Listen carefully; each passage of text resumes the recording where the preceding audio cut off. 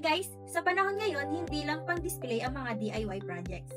Kahit miniature lang, pwede kang matuto ng real-life automation concepts. Ito ang Smart Laundry Bot. Isang Arduino project na nagtuturo kung paano ma-detect ang ulan at gumamit ng servo motor. Maliit lang itong bagay na to pero marami kang matututunan dito. Ito ang power supply ng Arduino. Gumamit lang ako ng battery holder na 8-slot at battery na AA. Una, ipapakita ko muna sa inyo kung paano siya gumagana. Isasaksak natin ang power supply sa Arduino.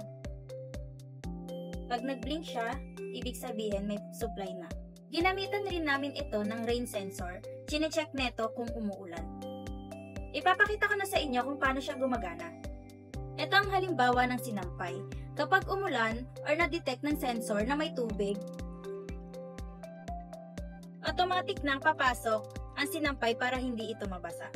Kapag umaraw ulit at wala nang madidetect ang sensor ng tubig, kusang lalabas ulit ang sinampay para matuyo ang mga damit.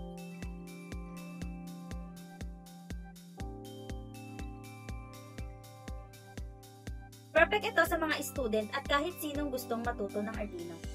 Minimal o full size, Arduino project make life smarter! Let's learn Arduino and build smart. Rock on!